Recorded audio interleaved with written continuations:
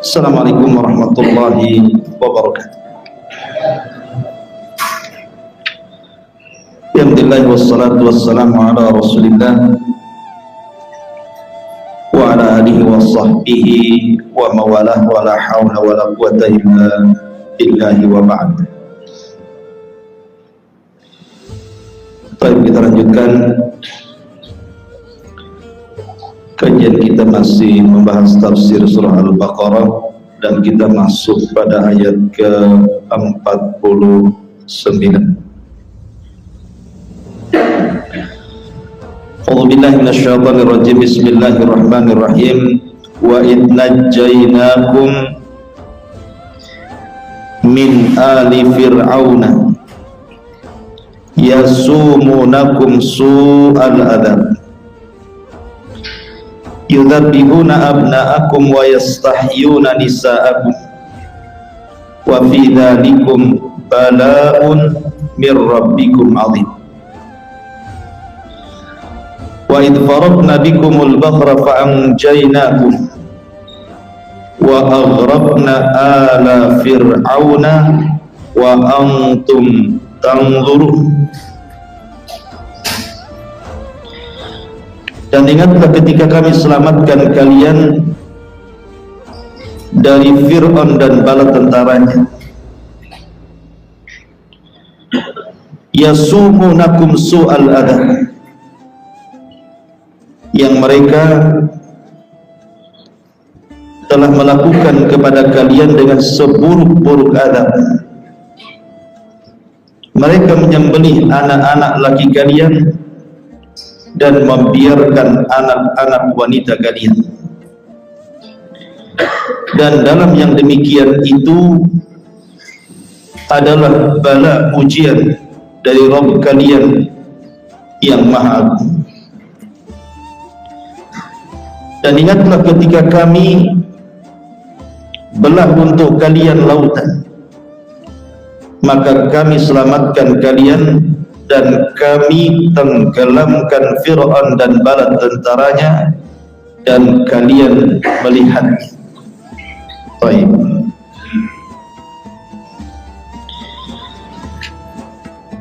Surah Al-Baqarah ayat 49 dan juga 50 ini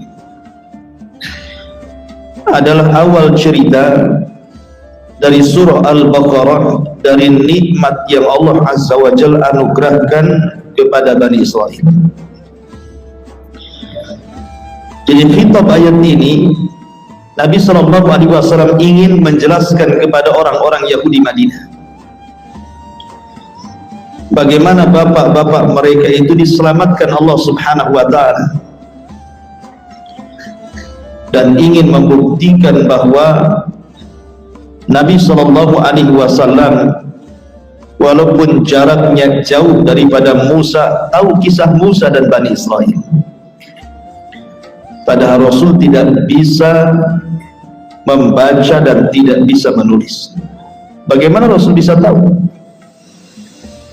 kisah-kisah umat terdahulu kalau bukan karena wahyu yang Allah wahyukan kepada dia? Dan ini sebagai penegas bahwa Rasul SAW adalah seorang nabi, dan orang-orang Yahudi tahu itu. Baik, di sini Nabi SAW membacakan ayat ini untuk mengingatkan nikmat yang pernah Allah anugerahkan kepada nenek moyang Yahudi yang ada di Madinah, maksudnya Bani Israel. Dan ingatlah ketika kami selamatkan kalian. Siapa yang diselamatkan di sini? Musa dan Bani Israel. Min ali Fir'auna, dari pasukan Fir'aun dan juga Fir'aun. Yasumunakum su'al adzab, yang mereka memperlakukan kalian dengan seburuk-buruk azab. Yudzabbihuna abna'akum, mereka menyembelih anak laki-laki kalian. Wa yastahyuna nisa'akum, dan membiarkan anak-anak perempuan kalian dijadikan budak Fir'aun dan budak kaum Asbah. Wa fi dzalikum, dan dalam perkara itu bala ujian dari Rabb kalian azim, yang sangat besar. Jadi begini, ketika Fir'aun di masa Nabi Musa, jadi semua kisah Fir'aun yang ada dalam Al-Quran itu adalah bercerita Fir'aun yang ada di zaman Nabi Musa, karena Fir'aun itu kan istilah bagi raja Mesir, sama dengan Kisra bagi raja Persia, Kaisar bagi raja Romawi, Tubba bagi raja Yaman, Iskandar bagi raja Mesir. Maka Fir'aun pun istilah raja bagi raja Mesir. Yang berkuasa di zaman Nabi Yusuf Fir'aun juga namanya, gelarnya. Tapi yang dimaksud Fir'aun di sini artinya Fir'aun di zaman Nabi Musa, yang terkenal dan kononnya yang ditemukan jasadnya di lautan dan sekarang dimumikan kemudian dijadikan wisata di Mesir ya, dimuseumkan, itu orang bisa melihat jasadnya Fir'aun. Konon katanya itulah Ramses yang kedua. Nah, Fir'aun ini kisahnya diawali dari mimpi.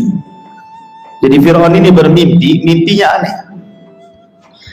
Di dalam mimpinya itu ada api, yang api ini berasal dari Palestina, terus bergerak sampai ke Mesir. Ketika api itu sampai di Mesir, membakar seluruh negara Mesir. Negara kekuasaan Fir'aun terbakar dengan api itu. Anehnya, api itu tidak melahap perkampungan Bani Israel, perkampungan Nabi Yusuf alaihissalatu wassalam. Dan mimpi itu bukan sekali dua kali, berkali-kali dengan mimpi yang sama. Maka namanya seorang raja pasti punya apa yang disebut dengan penasehat spiritual namanya, atau bahasa kasarnya dukun. Mesti penguasa punya dukun itu untuk mempertahankan kekuasaannya kan, yang dijadikan istisyar, petunjuk apa yang harus dilakukan. Maka paranormal, dukun-dukun, peramal-peramal di zaman Fir'aun ini sepakat, takwil mereka bahwa isyarat api yang berasal dari Palestina dan membakar seluruh perkampungan Fir'aun Mesir kecuali perkampungan Bani Israel, bahwa akan ada bayi yang lahir dari turunan Bani Israel yang akan menggoyang kekuasaan Fir'aun. Sejak itulah dibuat peraturan bahwa semua bayi laki-laki harus dibunuh. Maka setiap hari tentara mengepung perkampungan Bani Israel. Setiap ada yang bayi lahir, ditengok kelaminnya, perempuan atau laki-laki. Perempuan bantai. Setiap yang wanita yang hamil ditunggu kehamilannya, jangan sampai kecolongan. Ketika lahir dilihat kelaminnya, laki-laki bantai. Sampai akhirnya ukola Bani Israel, ukola orang-orang yang berakal dari lingkungan Fir'aun ini merasa khawatir, karena bagaimanapun Mesir sangat berhajat dengan Bani Israel, karena Bani Israel ini diberikan kecerdasan masalahnya, karena yang membangun Mesir itu adalah Bani Israel, Nabi Yusuf alaihi salatu wassalam dan keturunannya. Kalau seandainya mereka kemudian dibantai habis, tidak ada generasi, maka habislah Mesir. Sementara orang-orang Mesir sangat berhajat kepada Bani Israel. Maka dibuatlah aturan, setahun pembantaian, setahun dibiarkan hidup.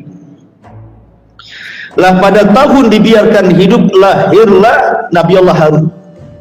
Selamat Harun, karena tidak ada pembantaian. Kemudian tahun depannya ketika ada pembantaian, lahir pula Musa. Ketika itu ibunya menyembunyikan kehamilannya sampai kelahiran, disembunyikan. Sehingga karena was-was, Maka Allah subhanahu wa ta'ala karena sudah mencalonkan Musa akan jadi nabi, mewahyukan kepada ibunya, mengilhamkan, fa'auhayna ila ummi Musa an alqi, maka Allah mengilhamkan kepada ibunya Musa supaya Musa itu diletakkan di sebuah tabut. Tabut itu kotak, dan kotak ini nanti akan menjadi kotak sakti. Karena nanti setelah Musa meninggal, kemudian jauh zamannya sampai kepada zaman Sulaiman, kemudian Daud, sampai kepada zamannya dan begitu seterusnya Talut, maka kotak itu jadi kotak rahmat. Siapapun yang perang bawa kotak itu pasti menang. Disebut dengan tabut.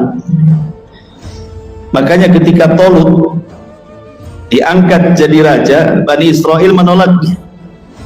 Masa orang miskin jadi raja? Banyak orang kaya. Tetapi Nabi Daniel yang ketika itu memilih Talut jadi raja, punya alasan lain, karena Talut itu punya tenaga, punya kecerdasan, dan punya kepemimpinan. Cuman dia miskin. Akhirnya kemudian malaikat Jibril mengambil tabut yang ada di tempat Jalut, kemudian diambil, diletakkan di rumah Talut. Baru Bani Israel yakin bahwa Talut bisa memimpin mereka. Kenapa? Karena punya tabut, punya kotak itu. Jadi nanti kotak itu ada sejarah sendiri. Intinya bahwa ibunya Nabi Musa disuruh meletakkan Musa kecil dalam kotak itu, tabut itu. Jadi waktunya nyusu, ditarik, disusui, setelah disusui dibiarkan hanyut, begitu terus ya, sampai akhirnya Allah takdirkan talinya putus. Ketika talinya putus, maka hanyutlah kotak itu di Sungai Nil. Kita beralih kepada istana Fir'aun. Fir'aun itu tidak punya anak laki-laki, semua anak Fir'aun itu perempuan.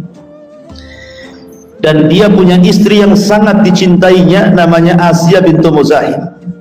Fir'aun sangat cinta dengan Asiyah. Masalahnya anaknya tidak ada laki-laki, semua perempuan. Dari Asiyah bintu Muzahim. Lah Fir'aun ini ada anak perempuan sakit, tidak bisa disembuhkan. Sudah berobat ke sana kemari, para tabib sudah angkat tangan, tidak bisa disembuhkan. Sampai seorang peramal meramalkan, kalau anak putrimu ingin sembuh, maka usaplah dengan kotak yang pertama kali dilempar ke Sungai Nil. Akhirnya ketika Asiyah bintu Muzahim berjalan di taman istana di samping Sungai Nil, melihat dari kejauhan ada kotak. Akhirnya kemudian Asiyah bintu Muzahim yang namanya anaknya ingin sembuh, akhirnya kemudian merintahkan prajurit untuk mengambil kotak itu. Jangan-jangan kotak itu yang bisa menyembuhkan anaknya kan itu. Diseberanglah, diambil kotaknya. Ketika kotaknya sudah dapat, rupanya isinya bayi Musa alaihi salatu wassalam. Dan Allah langsung berikan kasih sayang kepada hati Asiyah bintu Muzahim, langsung jatuh cinta kepada bayi Musa ini. Akhirnya kemudian dalam kisah Israiliyat, diambil ludahnya Musa, diusapkan ke penyakit anak putri Fir'aun, kemudian sembuh. Lah ketika Fir'aun mengetahui ada bayi laki-laki, marah dia. Jangan-jangan bayi yang dimimpikan itu maksudnya adalah bayi yang dalam kotak itu. Maka Fir'aun pun hampir-hampir membunuhnya. Tetapi Asiyah bintu Muzahim melarang dan mengatakan, jangan kau bunuh dia. Boleh jadi dia adalah qurratu ainin li wa lahu. Boleh jadi dia akan menjadi penyejuk mataku dan matamu. Dan kita bisa jadikan anak ini sebagai anak angkat kita. Tapi Fir'aun mengatakan tidak, itu hanya untuk penyejuk matamu dan tidak mataku, katanya. Coba kalau seandainya Fir'aun mengatakan, ya itu petunjuk mataku dan mataku dapat hidayah dia. Tapi ketika dia mengatakan ayat petunjuk, artinya itu penyejuk matamu tidak mataku, berarti Fir'aun tidak dapat hidayah. Tapi dari sini Asiyah bintu Muzahim menyelamatkan nyawa Musa kecil. Kemudian ketika Musa kemudian sudah di tangan Asiyah bintu Muzahim, masalahnya tidak mau menyusui. Wanita-wanita yang punya anak yang keluar air susunya itu tidak ada yang mau diminum oleh Musa kecil. Sampai akhirnya Asiyah bintu Muzahim membuat sayembara, siapapun wanita yang air susunya mau diminum oleh Musa, maka dia akan mendapatkan ini dan itu. Tersebarlah kabar ini sampai ke rumah ibunya Musa. Maka ibunya Musa mengutus saudari Musa, tolong cek, jangan-jangan bayi itu adalah bayi kita. Rupanya saudarinya Nabi Musa datang, rupanya betul. Kemudian ditawari bagaimana kalau seandainya disusui oleh seorang wanita, boleh jadi dia mau meminum air susunya. Ketika didatangkan ibunya Musa, hampir-hampir dia mengaku dia ibunya, kalau bukan karena Allah kemudian menahan lisannya untuk tidak cerita. Akhirnya disusui, mau pula dia, namanya ibunya. Akhirnya kemudian istrinya Fir'aun meminta agar disusui selama 2 tahun di rumah ibunya Musa, kemudian dikembalikan setelah selesai masa susuan. Sejak itulah Musa hidup di istana Fir'aun. Ketika Musa sudah mulai bisa merangkak gitu ya, suatu ketika Fir'aun ini menggendong Nabi Musa. Tiba-tiba Musa menarik jenggot Fir'aun sampai tersungkur tuh Fir'aun itu. Kok bayi punya kekuatan seperti orang dewasa? Seberapalah bayi itu narik janggut, ikhwan? Ini kayak orang dewasa, kayak punya tenaga. Sehingga Fir'aun kemudian, jangan-jangan bayi ini katanya yang akan meruntuhkan kekuasaanku, hampir-hampir akan terjadi pembunuhan kedua kalinya. Tapi Asiyah bintu Muzahim keburu mencegah dan mengatakan, jangan kau bunuh, itu bayi yang tidak berakal. Kalau engkau tidak percaya, buatlah ikhtibar, uji bayi ini. Akhirnya Fir'aun pun menguji bayi ini dengan meletakkan jamrah, arang yang sudah dibakar yang berwarna merah itu, kemudian tamar kurma, kemudian disuruh milih, anak bayi disuruh milih. Hampir-hampir anak bayi ini mengambil kurma. Kalau anak bayi ini mengambil kurma, berarti dia berakal, berarti memang dia anak yang akan menumbangkan kekuasaan.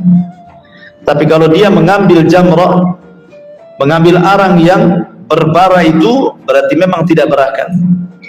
Ketika dia mengarah ke kurma, maka datang Jibril kemudian mengarahkan ke jamrah. Akhirnya kemudian mengambil arang yang membara itu, kemudian dimakannya. Sebab itulah lisan Musa jadi pelat dan tidak fasih dalam bicara, sehingga dia diajarkan doa oleh Allah Azza wa Jalla, Rabbi israh li sadri wa yassir li amri wahlul uqdatan min lisani yafqahu qawli. Wahlul uqdah, ya Allah lepaskan ikatan ini, susah aja pelat masalahnya, tidak fasih. Makanya Allah menghina Musa, wala yakadu yubin, kok aja ngomong gak beres katanya Fir'aun. Sampai dihina sama Fir'aun karena pelat lidahnya. Makanya dia meminta kepada Allah agar Harun dijadikan juru bicaranya dan diangkat menjadi nabi. Maka Allah kabulkan, diangkatlah Harun menjadi nabi dan menjadi juru bicara Musa, karena dia seorang yang orator, ahli diplomasi, baik bahasanya dan tidak pelat. Artinya Allah menyelamatkan Musa 2 kali di tangan Asiyah bintu Muzahim. Musa pun kemudian besar. Ketika dia besar, sudah dewasa, ada peristiwa ketika Musa sedang berjalan-jalan di gang-gang kota Mesir. Ada 2 orang yang sedang berkelahi. Yang satu keturunan Bani Israel, yang satu keturunan Asbat, keturunan kabilahnya Fir'aun. Musa memandang siapa yang salah, siapa yang benar. Rupanya kebenaran ada di pihak Bani Israel. Ditolonglah anak muda dari Bani Israel. Kemudian terjadi perkelahian antara Musa dan anak muda dari kaum Asbat. Maka Musa pun tanpa sengaja akhirnya membunuh orang tersebut. Tanpa sengaja, bukan ada unsur kesengajaan.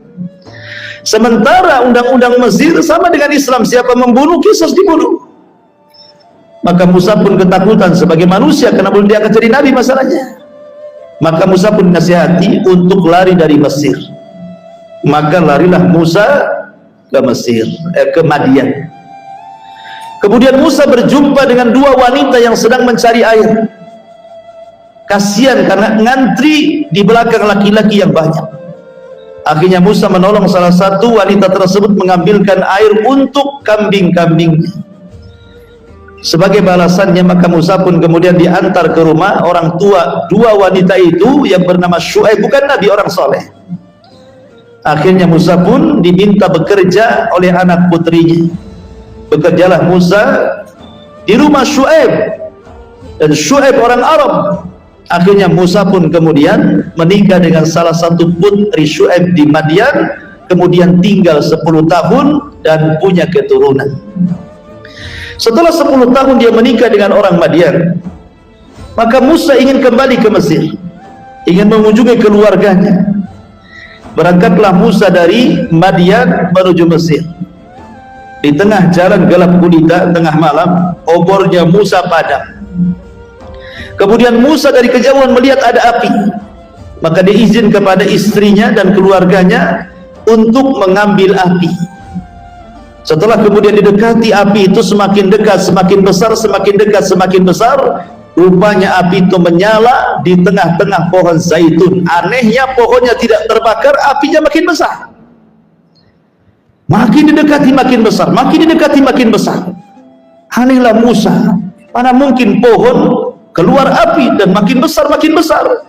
Ketika sudah di depan api, tiba-tiba ada suara di balik api, ya Musa, innani anallah, wahai Musa, aku adalah Tuhan. Kemudian Allah subhanahu wa ta'ala mewahyukan kepada Musa. Ketika itu Musa memegang tongkat di tangan kanannya. Kemudian Allah mengatakan, apa yang di tangan kananmu itu wahai Musa? Wa ma biyaminika ya Musa. Apa yang kau pegang di tangan kananmu wahai Musa? Kata Musa, asaya, ini tongkatku, atawakkau ilaiha. Aku gunakan untuk bersandar, atau aku gunakan untuk memetik daun dan memberikan makan-makan kambing-kambing, ataupun untuk yang lain yang bermanfaat. Maka Allah subhanahu wa ta'ala katakan, alqiha ya Musa, lemparkan tongkat itu. Ketika dilempar, tiba-tiba jadi ular, kaget lah gitu ya.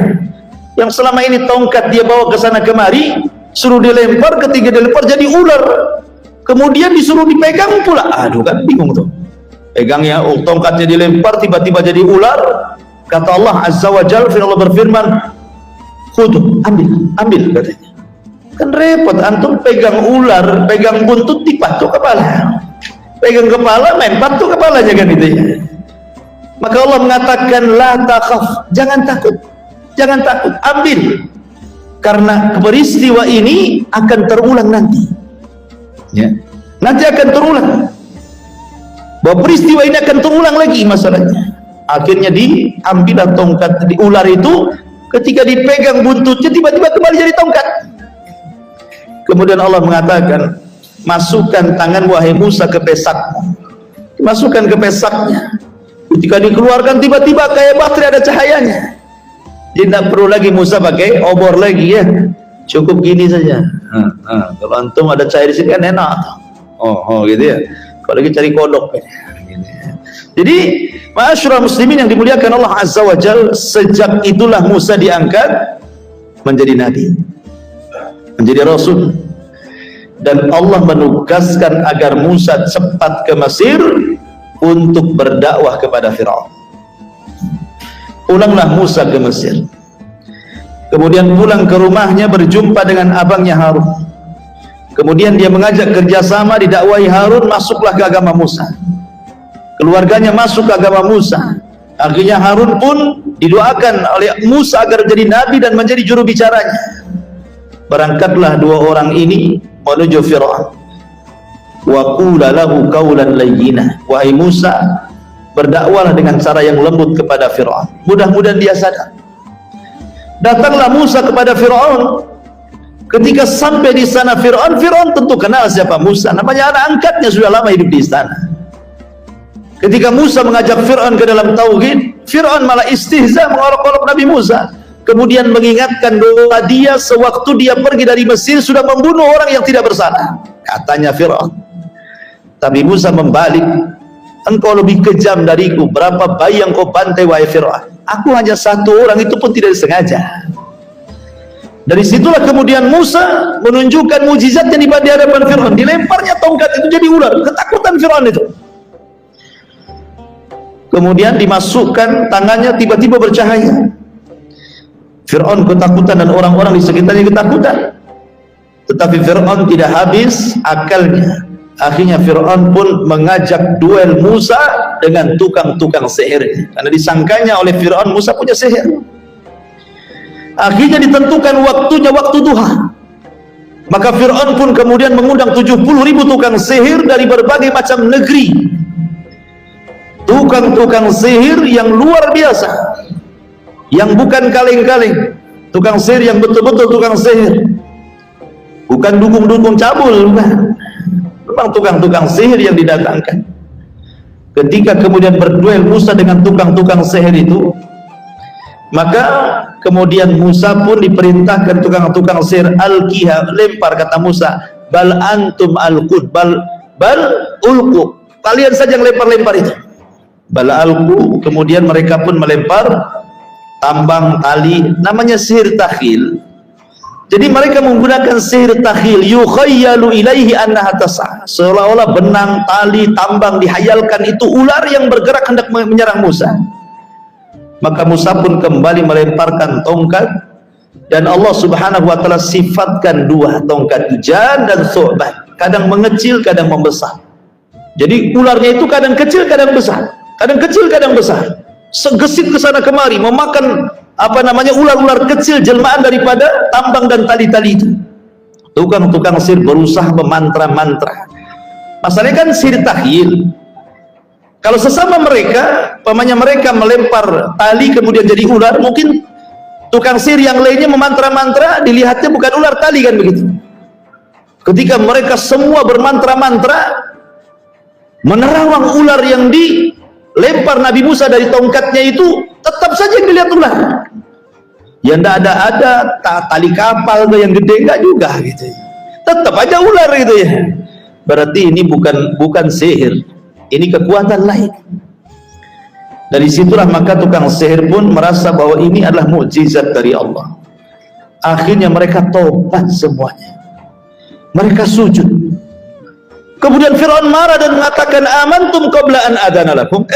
Kalian kau beriman sebelum aku izinkan? Enak kali kalian gitu. Iman aja izin Fir'aun. Mereka mengatakan, iya, karena yang di hadapan kita adalah kebenaran. Akhirnya Fir'aun mengancam untuk membunuh mereka. Dibantailah tukang-tukang sihir itu. Kata Abdullah bin Abbas radhiyallahu anhuma, lihat tukang-tukang sihir itu. Di pagi hari saharatun fajarah, di sore hari syuhadaun bararah. Di pagi hari mereka tukang sihir yang jahat, di sore hari sudah menjadi para syuhada yang baik. Karena rahmat Allah azza wa jalla, mereka masuk surga.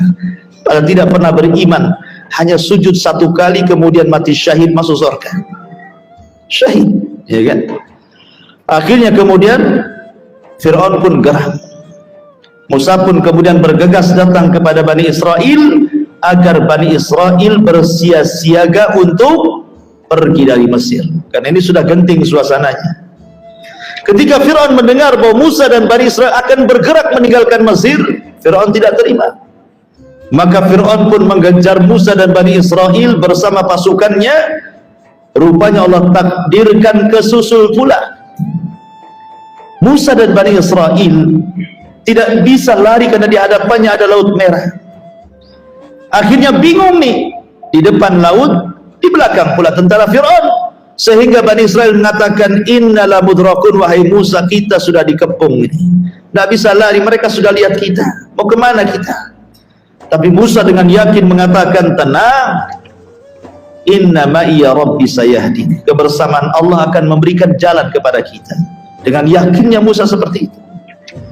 Akhirnya kemudian Allah mengatakan, wa id faraqna bikumul bahra. Ceritanya di sini. Wa id faraqna bikumul bahra fa anjaynakum wa aghraqna ala fir'auna wa antum tanzurun. Dan ingatlah ketika kami belah untuk kalian lautan. Dalam ayat yang lain, wadrib bi asakal bahra, wahai Musa, pukulkan tongkatmu ke lautan itu. Tiba-tiba fanfalaqa, tiba-tiba kemudian lautan itu terbelah menjadi 12 jalan, karena Bani Israel itu terdiri dari 12 kabilah. Akhirnya masing-masing jalan dilalui masing-masing kabilah, sehingga kemudian mereka pun berhasil menyeberangi lautan yang cukup terjal dan jauh itu. Fir'aun tidak tahu bahwa itu adalah ciptaan Allah, mukjizat Nabi Musa. Disangkanya jalan biasa. Diteroboslah oleh Fir'aun dan pasukannya. Ketika Fir'aun di tengah-tengah lautan, Musa sudah berada di seberang sana. Di sini Allah mengatakan wa aghraqna ala fir'auna wa antum tanzurun. Maka kami tenggelamkan Fir'aun dan kalian wahai Bani Israel menyaksikannya. Menyaksikan bagaimana mereka ditenggelamkan. Dan ini nikmat dari Allah, dan itu peristiwanya tepat pada tanggal 10 Muharram. Pada tanggal 10 Muharram. Makanya kenapa kita disunnahkan untuk puasa Asyura, puasa yang pertama diwajibkan kepada kaum muslimin sebelum puasa Ramadan. Karena ketika Rasul hijrah dari Mekah ke Madinah di tahun pertama Hijriah, Rasul melihat orang-orang Yahudi sedang berpuasa di tanggal 10 Muharram itu. Maka Rasul bertanya, puasa apa kalian ini? Maka orang-orang Yahudi mengatakan, puasa mengikuti Nabi kami Musa, karena Musa berpuasa saat diselamatkan oleh Allah dari kejaran Fir'aun dan Allah tenggelamkan di tanggal ini. Musa pun berpuasa, kami pun berpuasa. Maka Rasul mengatakan, kalau kalian berpuasa karena alasan itu, ana ahaqqu bi Musa, aku lebih berat menghormati Musa dibandingkan kalian. Sejak itu Rasul memerintahkan para sahabatnya untuk berpuasa yang disebut dengan Yaumu Asyura, puasa tanggal 10 bulan Muharram. Tapi ketika tahun kedua Hijriah, maka Allah turunkan syariat puasa Ramadan. Maka puasa Asyura dimansuh hukumnya, dihapus hukumnya, dari wajib menjadi sunnah, dan Islam punya puasa wajib sendiri yang disebut dengan puasa Ramadan. Di sini nikmat yang Allah berikan dan anugerahkan kepada Bani Israel, bapak moyang kalian diselamatkan, ini nikmat.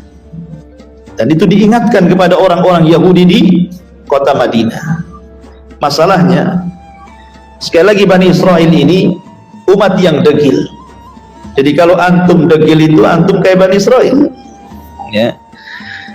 Baru saja diselamatkan tuh, baru diselamatkan, bayangkan. Mereka diselamatkan dari perbudakan Fir'aun, diselamatkan tidak ditenggelamkan di lautan, dan mereka menyaksikan bagaimana selama ini yang sudah membantai anak-anak laki-laki mereka dan budak mereka tenggelam di lautan. Mungkin bahasa kitanya kapok kowe katanya kan itu, tenggelamkan. Kan begitu bahasa kita ya. Karena sudah menyakiti, tahu-tahu ditenggelamkan. Kayak antum dizalimi orang, asli disakiti saja, tiba-tiba yang nyakiti antum di hadapan antum ketabrak motor mati, kira-kira antum ngomong apa? Alhamdulillah, kan gitu ya. Allah bayar cash katanya. Bani Israel melihat tuh bagaimana selama ini orang yang membantai keluarga mereka seperti itu, baru saja diselamatkan. Tiba-tiba Bani Israel lewat di sebuah kampung, kampung itu nyembah berhala patung anak sapi. Akhirnya kemudian mereka mengatakan kepada Musa, stop ya Musa. Ada apa kata Musa?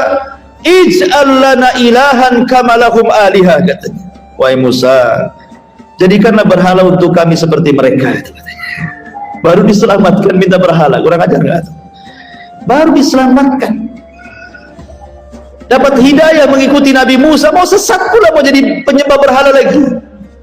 Makanya Musa mengatakan, innakum qaumun tajhalun, kalian umat yang jahil, yang bodoh, sudah diselamatkan mau syirik pula.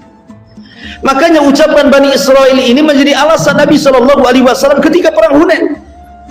Ketika Nabi Shallallahu Alaihi Wasallam perang Hunain, kan banyak para sahabat yang baru masuk Islam ikut dalam perang Hunain, namanya akidahnya belum kokoh. Lewat pula mereka di sebuah pohon. Pohon itu terkenal di zaman jahiliyah pohon keramat, pohon yang suka ditabaruki, diambil berkahnya. Jadi kalau mereka sebelum perang digantungkanlah pedang itu di pohon, supaya ada energi masuk dari pohon itu dan pedangnya menjadi sakti dan bisa digunakan dan bisa menang dalam peperangan. Itu keyakinan orang jahiliyah.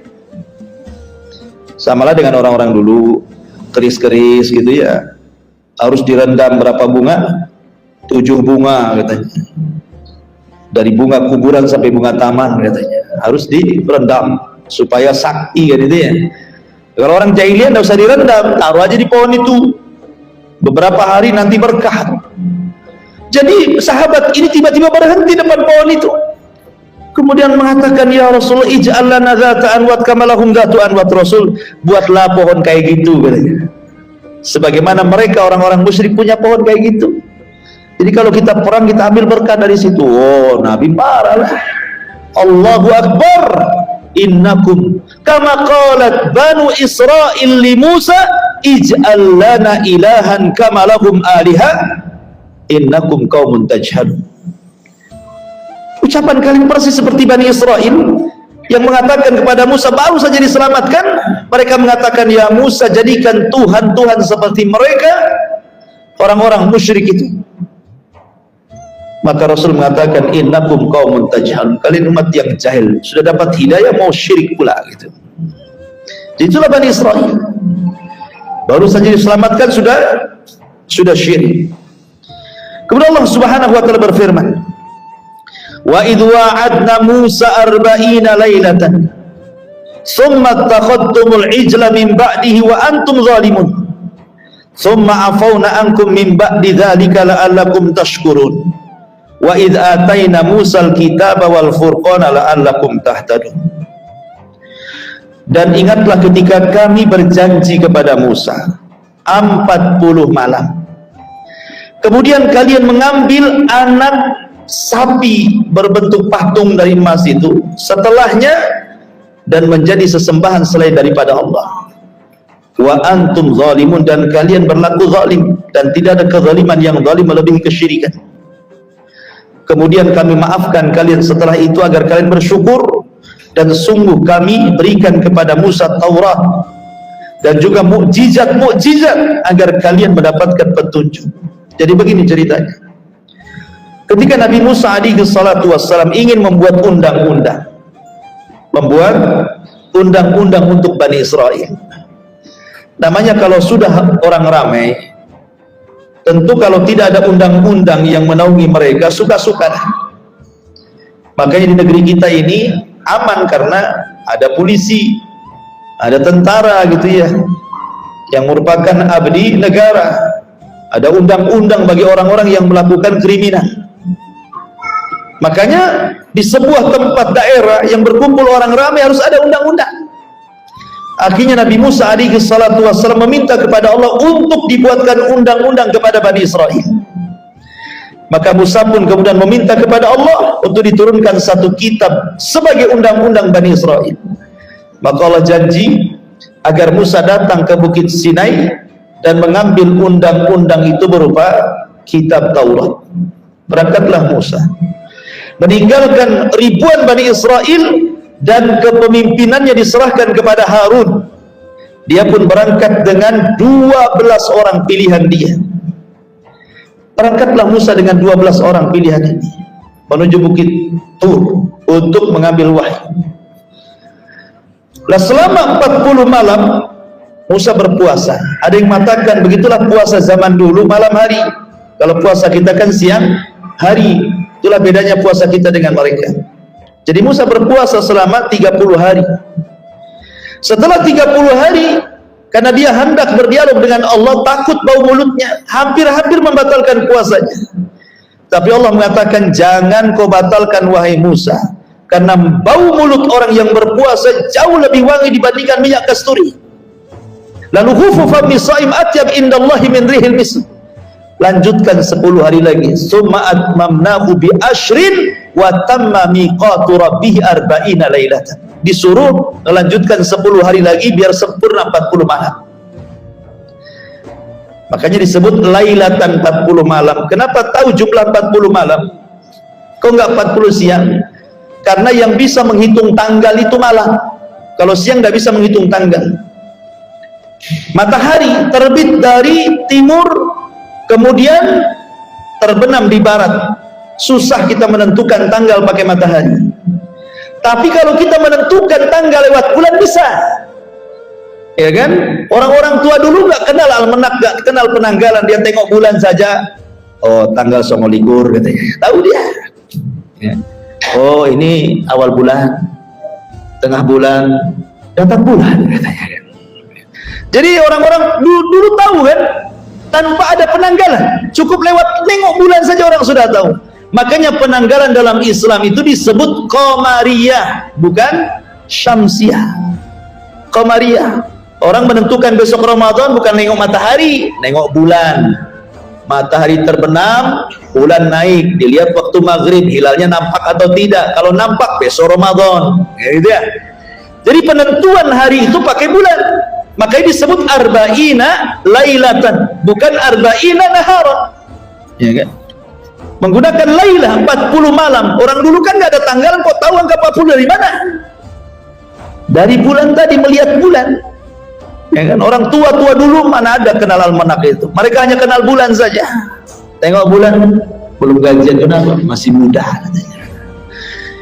Jadi intinya bahwa bulan itu yang menentukan penanggalan. Maka disebut qamariyah. Arba'ina lailah.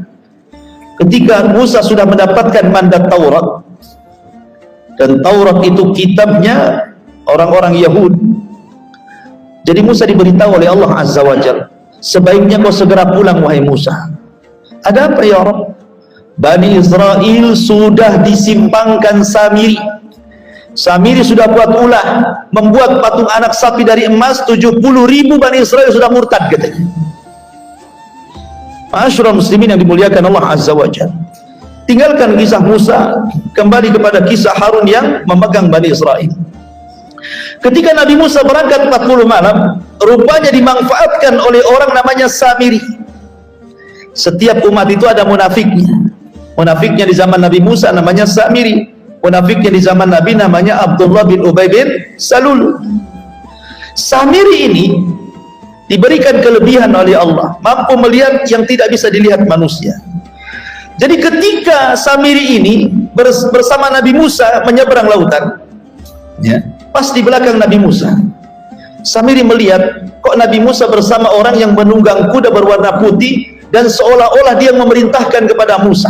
Kalau memang dia bagian dari Bani Israel, harusnya Musa yang perintahkan dia. Kenapa pula dia merintahkan Nabi Musa? Langsung instingnya mengatakan jangan-jangan di Jibril. Akhirnya dia lihat gitu ya, kuda-kuda Jibril itu, setiap kudanya menginjak tanah langsung hijau. Setiap kudanya menginjak tanah langsung hijau, langsung tumbuh hijau gitu.